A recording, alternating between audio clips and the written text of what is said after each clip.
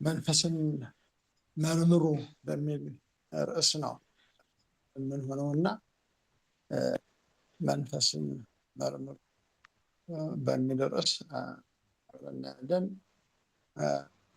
ሁለት ሶስት ጊዜ ከመመላለስ የእግዚአብሔርን ቃል ሪፈር ያደረኳቸውና የማን ማይክ ነው? የእግዚአብሔር ቃል አንድ ቦታ ላይ አነባለሁ። ጥቅሶች ሶስት ጥቅሶች አነብና በአንድ ላይ ከዛ ወደና እግዚአብሔር ቃል ዘሌዋውያን 27-28 አሁን በፊትም ጠቅሼዋለሁ። ለዛሬ በዋናነት ይዤዋለሁ። በጌታ በኢየሱስ ክርስቶስ ስም አነባለሁ። ለእግዚአብሔር የተለየ እርም የሆነ ነገር ሁሉ ሰው ቢሆን ወይም እንስሳ ወይም የርስቱ እርሻ ቢሆን አይሸጥም፣ አይቤዥም። እርም የሆነ ነገር ሁሉ ለእግዚአብሔር ቅዱሳን ነው። እርም የሆነ ነገር ሁሉ ለእግዚአብሔር ቅዱሳን ነው። ዘሌዋውያን 27-28 ወይስ ስጋችሁ ከእግዚአብሔር የተቀበላችሁት በእናንተ የሚኖረው የመንፈስ ቅዱስ ቤተ መቅደስ እንደሆነ አታውቁምን? አንደኛ ቆሮንቶስ 6:19 ወዳጆች ሆይ መንፈስን ሁሉ አትመኑ፣ ነገር ግን መናፍስት ከእግዚአብሔር ሆነው እንደሆነ መርምሩ፣ ብዙዎች ሐሰተኞች ነቢያት ወደ ዓለም መጥተዋልና። አንደኛ ዮሐንስ 4:1 በእነዚህ ቃሎች ዙሪያ ነው እነጋገረው። እግዚአብሔር አምላካችን እናመሰግናለን። የዘላለም አምላክ እግዚአብሔር ሆይ ያው ቃልህን ስጋና ደም አይገልጸውም። አንተ በመካከላችን ተገኝተህ በቃልህ ዙሪያ አቤቱ የሰራዊት ጌታ እግዚአብሔር ሆይ እንዴት መስማት እንዳለብን፣ ለምን መስማት እንዳለብን፣ ሰምተን ምን ማድረግ እንዳለብን ትመክረን ዘንድ አቤቱ ልባችን ታቀና ዘንድ ዘላለም አምላክ እግዚአብሔር ሆይ ምስጢርህን ትገልጽ ዘንድ በጌታ በኢየሱስ ክርስቶስ ስም ጸልያለን።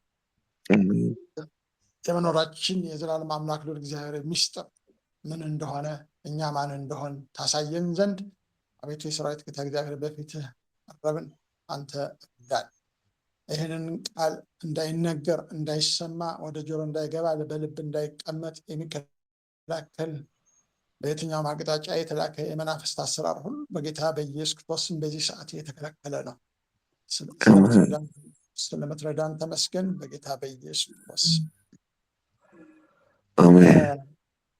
እኛ የእግዚአብሔር ቤተሰቦች ወይም ደግሞ በእግዚአብሔር ሕዝብ ተብለን የተጠራን ሁሉ በእግዚአብሔር ፊት ማወቅ ያለብን ወይም ደግሞ ስንኖር በኑሯችን ማወቅ ያለብን ጉዳዮች አሉ። ለመነሻነት ጉዳዮች አሉ። በጣም ማስተዋል ያለብን ቀላል የሚመስል ግን በጣም ከባድ ሚስጥር አለ። እሱ ምንድን ነው? እኛ የተመረጥን ትውልድ የእግዚአብሔር ልጆች ተብለን ቅዱስ ካህናት ተብለን ወይም ለከበረ ቦታ የተመረጥ በሰማያዊ ጥሪ የተጠራን ምርጥ ዘር መሆናችን በፍጹም ለአፍታ መዘንጋት የለም። እኛ የተጠራን ምርጥ ዘሮች ነን። እግዚአብሔርን አልፎ አልፎ እኛ ምርጥነታችንን የምንሳሳትባቸው አባባሎች አሉ። እግዚአብሔር ለዚህ ታላቅ ስራ ለዚህ ታላቅ መንግስት አጭቶን ሳለ የምንላቸው የስንፍና ቃሎች አሉ። እነሱ በፍጹም መታሰብ እንደሌለባቸው ዛሬ መራገጥ እንዳለባቸው ለማሳሰብ እወዳለሁ። እግዚአብሔርን ያስደሰትን መስሎን እኔ የምንላቸው ነገሮች አሉ። እኔ የማረባ፣ እኔ ፋንድያ፣ እኔ ምናምንቴ፣ እኔ ምናምን እያን የምንጸልያቸው የጸሎት ርዕሶች ወይም አባባሎች ወይም ደግሞ ኮሚኒኬሽን ከሰዎች ጋር የምንናገራቸው ነገሮች አሉ። በፍጹም ይሄ ነውር ነው። እኛ እግዚአብሔር ሲመርጠን ቅዱስ ከታች ያነበብኳቸውን ቃሎች ሰምታችኋል። እኛ ቅዱስ እርሞች ነን። እኛ ለእግዚአብሔር የተለየን እርሞች፣ ማንም የማይነካን የማንደፈር የተከበር በአብ ቀኝ የተቀመጥ ከልጁም ከኢየሱስ ክርስቶስ ጋር በአብ ቀኝ የተቀመጥ የተከበርን ሕዝቦች እንጂ እኛ ምናምንቴዎች አይደለንም። በፍጹም ምናምንቴዎች አይደለንም።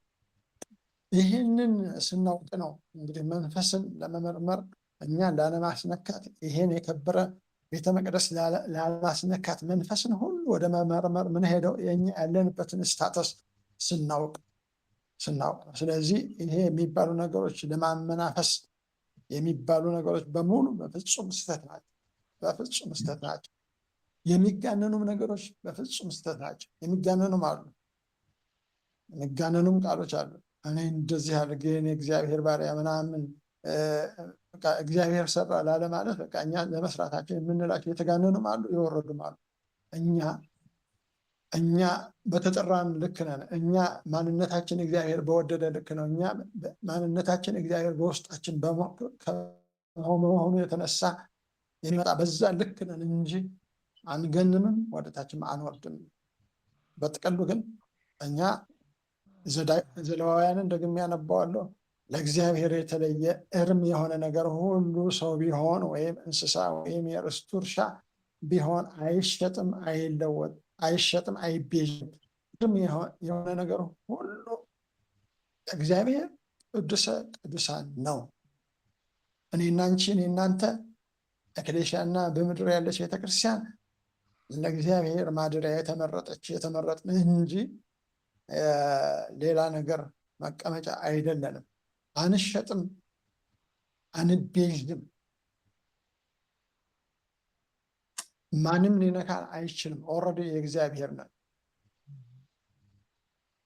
የተሸጠ ዕቃ እንደማይመለስ እኛ የራሳችን አይደለንም። በዋጋ ተገዝተናል።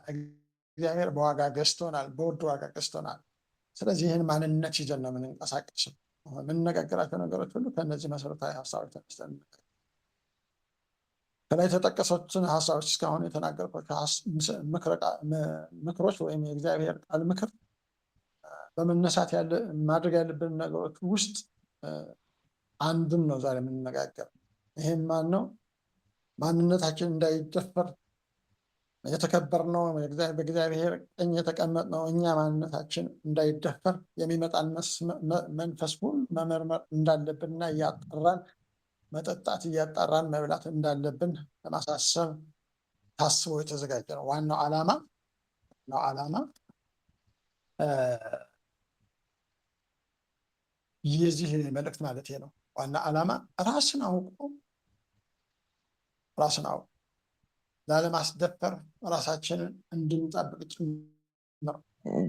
መንፈስ ቅዱስ ሆይ ጠብቀኝ ብለን እኛ እንደ ልባችን እንድንሆን ሳይሆን አእምሯችን፣ ልባችን፣ ነፍሳችን ነቅታ እንድትጠብቅ ነው። በቃ ዓላማው። ግቡ ደግሞ አሁን እኛ የሰማን ሰምተን ደግሞ በኋላ የምንናገራቸው ሰዎች ደግሞም ዩቲዩብ ላይ ሲጫን የሰሙ ሰዎች በሙሉ ይህንን ሰምተው ራሳቸውን መጠበቅ እንዲችሉ ማድረግ ነው። ዋናው ግን የሰማ በሙሉ ራሱን እንዲጠብቅ እንዲደረግ ነው እና ዝርዝር ውይይታችንን እንደሚከተለው ነው የምናየው። በተለይም በሐሰተኛ ነቢያት ዙሪያ ትንሽ እንቆያለን። እውነተኛ ነቢያት ላይ ብዙም ማለት አይጠበቅም። መንፈስ ቅዱስም ስለሚያስረዳን የእግዚአብሔር ቃልም ስለሚያረጋግጥልን እሱን ዲቴይል በሌላ ጊዜ ማየት ይቻላል። ዛሬም የምናየው ግን ሐሰተኛ ነቢያት ዙሪያ የሚነሱ ነጥቦችን እንዴት መመርመር እንዳለብን ለማወቅ የምናየው ዛሬ። በነገራችን ላይ እውነተኛ ነቢያት በቁጥር በጣም ጥቂት ናቸው። ስለ ስማቸው ቦታ አይሰጡም። ስለ ስማቸው ግድ አይላቸውም። እግዚአብሔር ሀሳብ ብቻ ነው ውስጣቸው የሚቀጣጠለው። እውነተኛ ነቢያት በተአምር ብቻ አያምኑም። በእግዚአብሔር ቃል፣ በማዳኑ፣ በእምነት፣ በኑሮ፣ በሕይወት በጣም ያምናሉ። ፍሬያቸው የሚታወቅ ነው። በፍሬያቸውም ይታወቃሉ። ሐሰተኛ ነቢያት ግን በቁጥር ብዙ ናቸው። ለምንስማ በቁጥር ብዙ ናቸው። ተጽዕኖ ፈጣሪ ናቸው።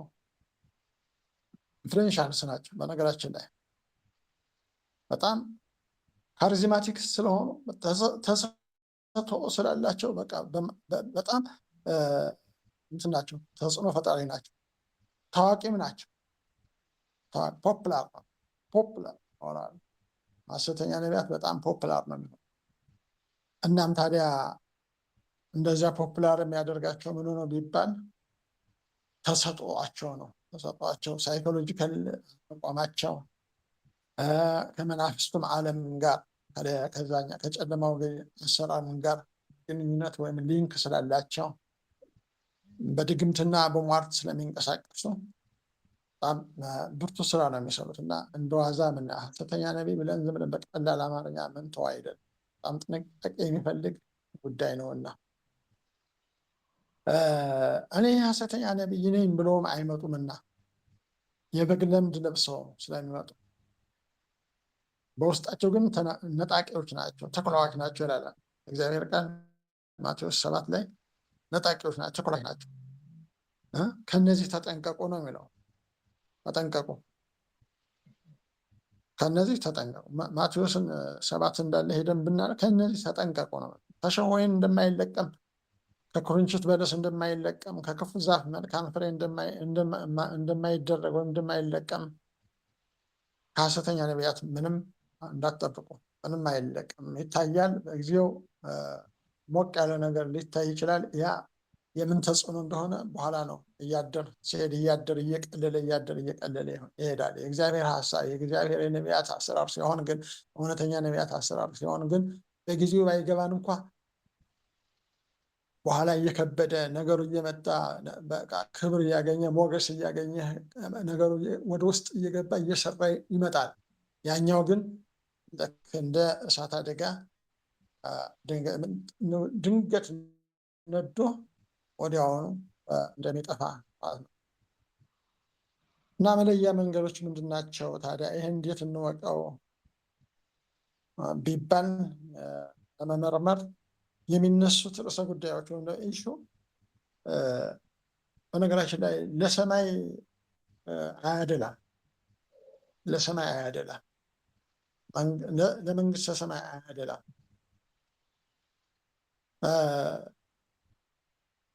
ሁለተኛ የሚሰጡት አገልግሎት መንፈስ ቅዱስ ተኮር አይደለም። ተአምር ተኮር ወይም ደግሞ እንደዚህ አማርኛ ተኮር ቋንቋ ተኮር የሚስብ በጣም ሳቢ የሆኑ አሰራሮችን በመያዝ የሚሰሩ ስራዎች ነው። ይልቁንም የራሳቸውን ሌጋሲ ወይም ደግሞ የራሳቸውን ማንነት ካጎሉ፣ ዝና ወይም ፕሮሞሽን ካበዙ እነሱን መመርመር ጥሩ ነው። አሁን አልፈርድም፣ አንፈርድም። የመመርመር ግን ሙሉ ስልጣን አለ።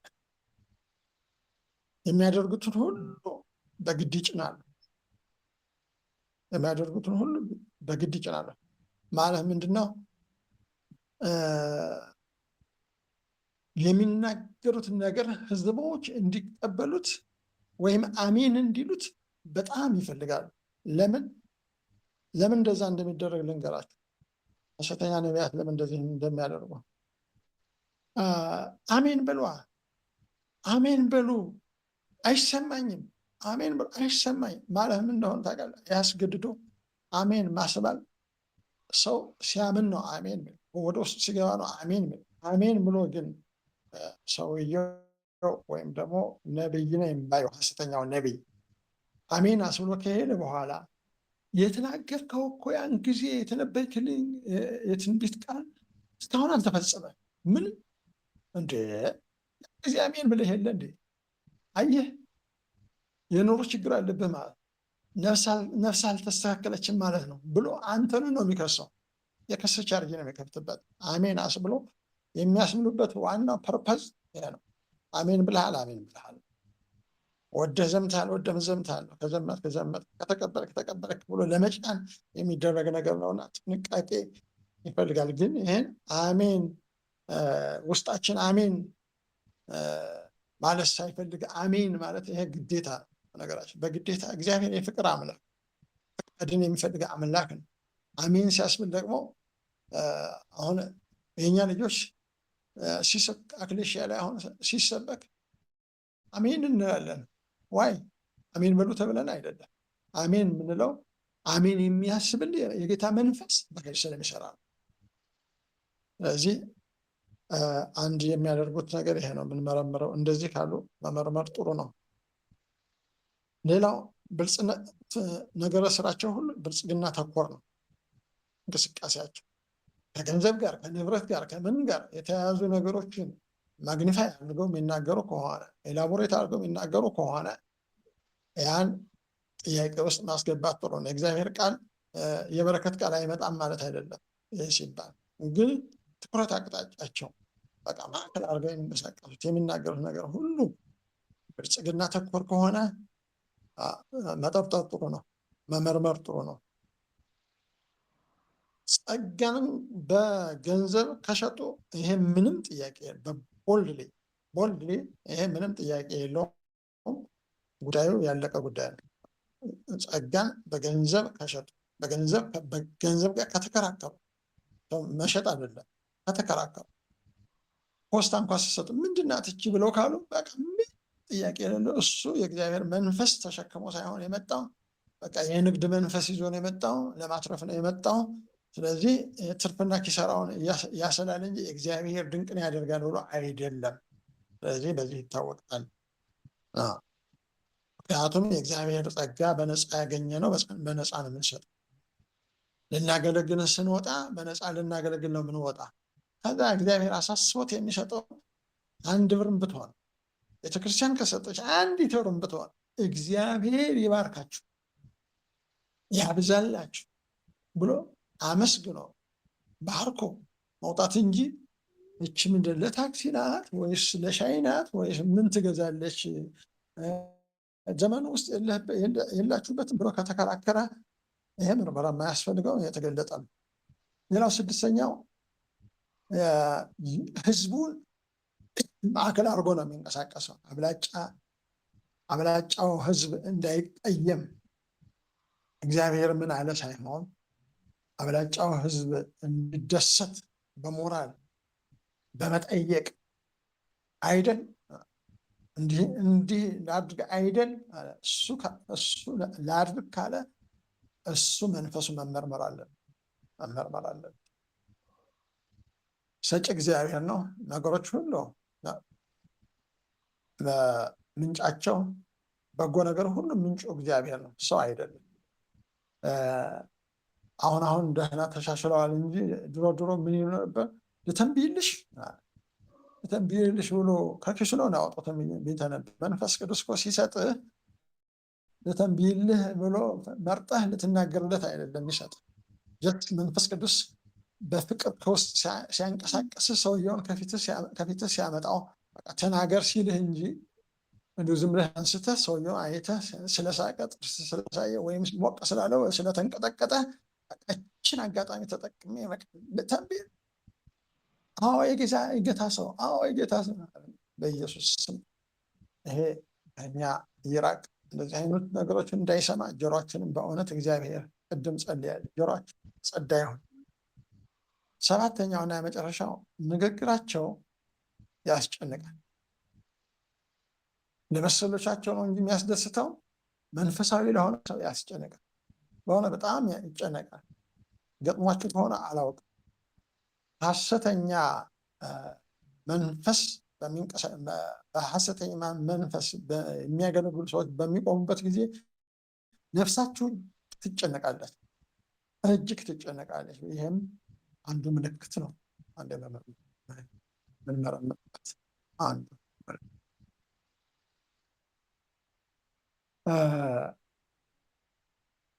ሌላ ነገሩ በፍጹም ሐሰት መሆኑን የምናረጋግጠው በእግዚአብሔር ቃል ነው። ስሜታችንም አንከተልም። በነገር ጥንቃቄ ያስፈልግ። ስንመረምር በእግዚአብሔር ቃል ነው የምንመረምር። በወቅታችን ወይም በገባን አሁን አንደርስታንድ ባደረግነው ሳይሆን ወስደን በእግዚአብሔር ቃል ስንመዝነው ለምን ጥያቄ የፈጠረብኝ ብለን እግዚአብሔር ቃል ሪፈር ስናደርግ ያን ጊዜ ነገሮች ይገለጣሉ እና በእግዚአብሔር እንመርምር።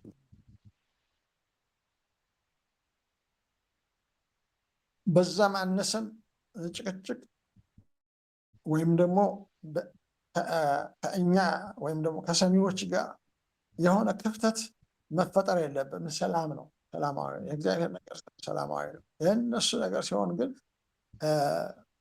በሐሰት የሚናገሩ ወይም ደግሞ ነቢያት በሚመጡበት ጊዜ ግን ፋይናሊ ጭቅጭቅ ይመጣል። ያው ፍሬው ማለት ጭቅጭቅ ይመጣል። ጭቅጭቅ ይመጣል። ለምን እንዲህ ብለህ ተናግረህ ነበር አልተፈጸመም፣ እንደዚህ ያልከው ልክ አይደለህም።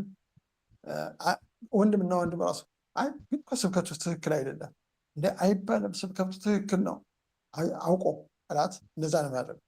በመካከላችን ሁከት እንዲፈጠር ያደርጋል። ይሄ ራሱ ለመመርመር ጥሩ ምልክት ነው። ሁከቱ ምልክት ነው። ምኑ ምልክት ነው? የምንሰማቸው ነገሮች ምልክት ናቸው። የምንረበሸው ነገር ምልክት ነው። አሁን ያልናቸው ከላይ ያነሳናቸው ነጥቦች በሙሉ ምልክት ናቸው። ዋናው በሽታው ምንድን ነው ቢባል ሐሰተኛ መንፈስ ወይም ደግሞ በክፉ መንፈስ የመነዳት ጉዳይ ነው። ዋና በሽታ ምን ማለት ነው? አንድ ሰው ከሳለ ለረጅም ጊዜ ከሳለ፣ ሙቀት ካለው፣ ላብላብ ካለው፣ ሰውነቱ ከከሳ፣ ክብደት ከቀነሰ፣ ምግብ ፍላጎቱ ከቀነሰ፣ እነዚህ በሽታዎች አይደሉም። ራሱን ካመመው፣ ሙቀት ካለው፣ እነዚህ በሙሉ በሽታዎች አይደሉም። የአንድ በሽታ ግን ምልክት ናቸው። የሳምባ ነቀርሳ በሽታ ምልክቶች ሊሆኑ ይችላሉ።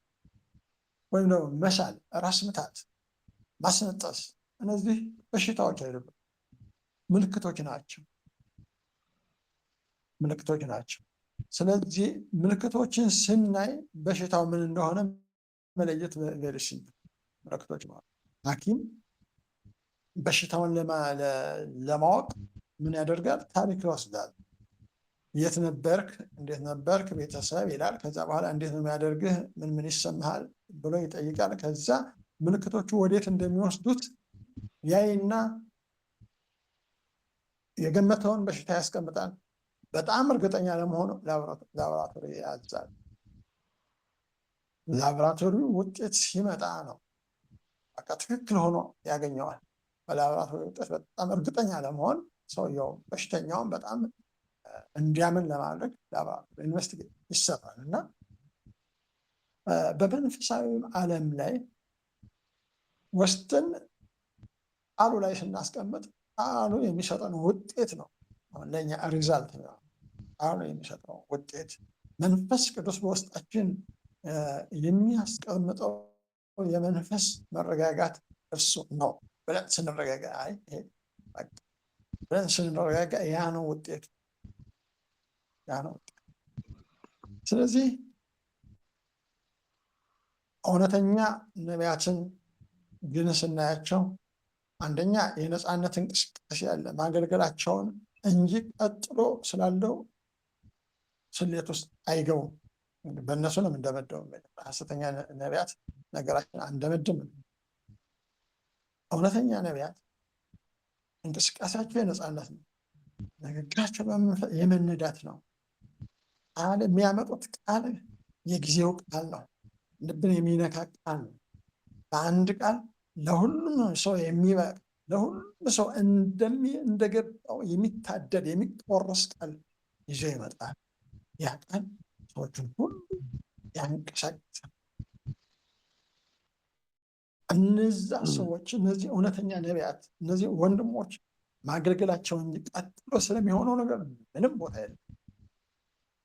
ገንዘብ ይሰጥ አይሰጥ፣ ይታሰብ አይታሰብ፣ ገንዘብ የሚባለው ነገር ራሱ ትዝ አይላቸው። ወጥተው ነው የሚሄዱት። አረ ቆይ ቆይ ቆይ ወንድም ከሌ ቆይ ቆይ ነብዬ ከሌ ቆይ ቆይ ተብሎ ተለምኖ፣ አረ በፍጹም እኔ ካለው ደግሞ ይከራከራል። በቃ አለኝ አልፈልግም ይላል። ትንሽ የሚያስፈልገው ከሆነ ግን ይቀበላል። ግን ሲቀበል ባርኮ ደስ ብሎት ጉዳዩ ነፍሳት ተኮር፣ ቅድም እህታችን ነፍሳት ተኮር፣ ወንጌል ተኮር በቃ እና ከወንጌሉ እና ከነፍሳት መዳን ጋር የተያዙ ድንቆችን ተአምሮችን በጣም ይፈልጋል። እጅ አያዩም፣ ግርግርም አያዩም። ፈሪሃ እግዚአብሔር ውስጣቸውን ሞልቶታል። ስለዚህ ከሐሰተኛ ነቢያት እንጠበቅ፣ እንመርምር። የሚመጣ መንፈስ ሁሉ ነቢያት ብቻ አይደለም፣ አስተማሪዎች፣ ተሰባኪዎች መጠበቅ ጥሩ ነው። መንፈስ ቅዱስ ምን ይላል? ቲያጥሮን ላይ ትዝ ይላችሁ ከሆነ ራእይ ላይ ቲያጥሮን ቤተክርስቲያን ላይ ምንድነው ሰው ሁሉ እንደፈለገው እንዲሆን ተፈቅዶላቸው ነበርና በመካከል አንድ ነቢይ ነበር።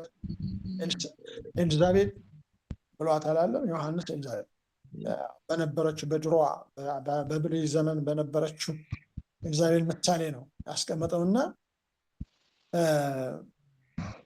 እሷ ሁሉም እንደፈለገ እንዲሆን ታበረታታ ነበር። እንደፈለገ እንዲሆን ታበረታታ ነበር። የጣዖት ምናምን ወዘተርፈ፣ ዝሙት ወዘተርፈ ምናምን። አማኞችን ይሰሙና ይታገሷት ነበር ነው የሚለው እግዚአብሔር። አማኞችን ይሰሟትና ይታገሷት ነበር። ለምንድን ነው እቺ ነብይ ይህን ነገር ማታርመው አይሏትም? ይህንም ወደ መጨረሻ ያመጣሁበት ምክንያት ሐሰተኛ ነቢያት ላይ ፍርሃት አይበላችሁ። ቅድም መጀመሪያ ላይ እርምነን እኛ ለእግዚአብሔር ቅዱሰ ቅዱሳን ማለት እኛ የተከበርን እግዚአብሔር በልጁ በኢየሱስ ክርስቶስ ሞትና ትንሣኤ በጌታችን በኢየሱስ ክርስቶስ ስቃይና መከራ የተገኘን የመስቀሉ ውጤት ነን። ምንም የሚያስፈራ ነገር የለም። ምንወቅሰው ነገር ካለ እሱንም በፍቅር እንወቅስ። ምክንያቱም እሱ መውቀስ እሱንም ማዳን ነው፣ አንተን ታድና። እሱን ሳትወቅስ እሱ ገደል ቢገባ ስለ እሱ ደም አንተ ተጠያቂ ነህ። አንተ ላይ አንቺ ተጠያቂ ነህ፣ እኔ ተጠያቂ ነኝ።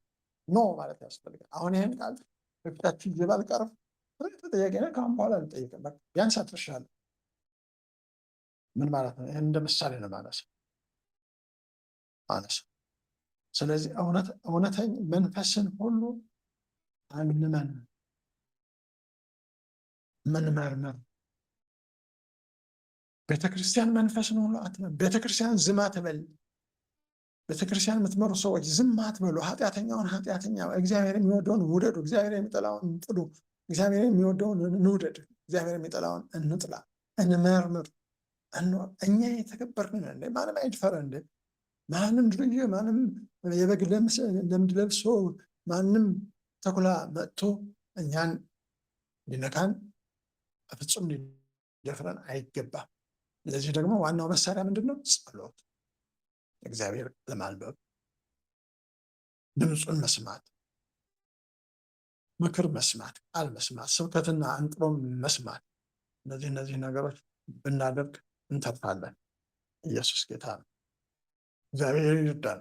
እግዚአብሔር ይርዳን። እንጸልያለን። የዘላለም አምላክ ነው እግዚአብሔር ወይ በናዝሬቱ ጌታ በኢየሱስ ክርስቶስ ስም እኔ አመሰግንሃለሁ። ስለነገርከን የከበረ ቃል ሁሉ ተመስገን። በዚህ ዙሪያ ደግሞ ወንድማችን ዶክተር አንተነህ እንዲጸልይ እንጋብዛለሁ። ጌታ ሆይ እርዳው። በእርሱ በኩል መምጣት ያለበት ድምፅ ካለ ይምጣ። በምትወደው ልጅ ለጌታ በኢየሱስ ክርስቶስ ዶክተር አንተነህ ጋር አሜን። ጋሽ በላቸው እግዚአብሔር ይባርክህ። አሜን አሜን። በአንተ በኩል ስለመጣው ቃል እግዚአብሔር ይመስገን። አሜን። መናፍስትን የመለየት በጣም ለአንድ ክርስቲያን በጣም አስፈላጊ ነገር ነው፣ አስፈላጊ ጉዳይ ነው። ምክንያቱም ብዙ አይነት መናፍስቶች አሉ በምድራችን ላይ እየሰራ ያለ የአንቲክራይስት ስፒሪት አለ፣ ብዙ አሉ እና ያንን ዲሰርን የምናደርግበት እና የምንለይበት የትክክለኛ የእግዚአብሔር ድምፅ የትኛው ነው ትክክለኛ ያልሆነውን የምንለይበት የመናፍስትን የመለየት ጸጋ ስጦታ ነው ራሱ እና ይህንን ስጦታ መንፈስ ቅዱስ ለእያንዳንዳችን እንዲሰጠን ሁሌ መጠየቅ ይኖርብናል። የእግዚአብሔርን መንፈስ ይሄ ስጦታ እንዲሰጠን እግዚአብሔር ይህንን ስጦታ በላያችን ላይ እንዲያፈስ መለመን ያስፈልገናልና እግዚአብሔር ይርዳን። እግዚአብሔር ይርዳን። እንጸልያለን። ቅዱስ አባት፣ የዘላለም አምላክ፣ ስለዚህ ሰዓት ስለዚህ ጊዜ እጅግ አድርገን እናመሰግንሃለን። ዛሬ ልታስተምረን የወደድከውን ነገር ጌታ ሆይ በልባችን ለእያንዳንዳችን ስለሰጠህን እጅግ አድርገን እናመሰግንሃለን። አምላካችን እግዚአብሔር መናፍስትን የምንለይበት ስጦታ ካንተ ዘንድ እንዲሰጠን እግዚአብሔር አምላክ፣ በዚህም ጌታ እግዚአብሔር ክፉንና ደጉን መለየት እንድንችል በጌታ በኢየሱስ ክርስቶስ ስም እንድትረዳን መንፈስ ቅዱስ እንድታግዘን እንጸልያለን። አባታችን እግዚአብሔር አንተ ድንቅ አምላክ ነህ። አንተ ድንቅ አባት ነህ። ከክፉ ሁሉ የምታድነን የምትታደገን አምላካችንና ጌታችን ዛሬ ድንቅ ነገር በሕይወታችን እያደረግክ ስላለ እናመሰግንሃለን። ምስጋና የሚሰዋ እሱ ያከብረኛል እንደሚል ቃል ጌታ ሆይ እናመሰግንሃለን። በሕይወታችን ስላደረግከው ነገር፣ ስላደረግከው መልካምነት፣ ስላደረግከው በጎነት እጅግ አድርገን እናመሰግንሃለን። እግዚአብሔር አምላክ መራመዳችን ባንተ ነው፣ መንቀሳቀሳችን ባንተ ነው፣ መሄዳችን ባንተ ነው፣ መተንፈሳችን ባንተ ነው። እግዚአብሔር ሆይ አንተን የምናመሰግንበት ብዙ ምክንያቶች አሉ። ጌታ እግዚአብሔር እያንዳንዷ ደቂቃ፣ እያንዳንዷ ሰዓት፣ እያንዳንዷ ቀን እግዚአብሔር ሆይ ዘመናችን ሁሉ ጌታ እግዚአብሔር በአንተ ምስጋና የተሞላ እንዲሆን በኢየሱስ ስም እንጸልያለን። አንተ ድንቅ አባት ነህ። ሕይወታችንን ለውጠሃል፣ ኑሯችንን ለውጠሃል። እግዚአብሔር መንፈስ ቅዱስ ይህንን ስላደረግክ እናመሰግንሃለን። በእውነት እናመሰግንሃለን። እግዚአብሔር ሆይ ለውጥን ደግሞ በሕይወታችን እያደረግክ ስላለ ጌታ ሆይ መነቀል ያለበትን ነገር ከሕይወታችን እየነቀልክ መተካት ያለበትን ነገር እየተካ ስላለ እናመሰግንሃለን። አዎ ጌታ ኃይልን በሚሰጠኝ በክርስቶስ ሁሉን እችላለሁ ይላል ቃል። ጌታ ሆይ ኃይል ሁሉ ካንተ ዘንድ ስለተሰጠን እናመሰግንሃለን። ጌታ ሆይ የሚያስችል ኃይል፣ እንድንራመድ የሚያስችል ኃይል፣ እንድንጓዝ የሚያስችል ኃይል ጌታ ጉልበት የሚሆነን ኃይል ጌታ እግዚአብሔር በሕይወታችን እየመጣ እየለወጠን ስላለ እናመሰግንሃለን። ክብር ሁሉ ላንተ ይሁን ጌታ ሆይ።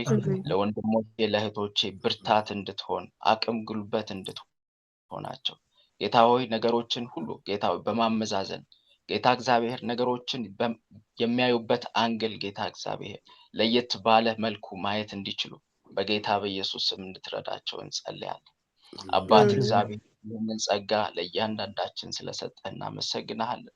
ጌታ እግዚአብሔር ቀናችን ሁሉ የተባረከ እንዲሆን፣ ቀናችን ሁሉ ጌታ እግዚአብሔር በክርስቶስ ኢየሱስ ደም የተሸፈነ እንዲሆን ጌታ ሆይ በኢየሱስ ስም እንጸልያለን። ጌታ እግዚአብሔር ለሁሉ እናመሰግንሃለን። በጌታ በኢየሱስ ክርስቶስ ስም አሜን።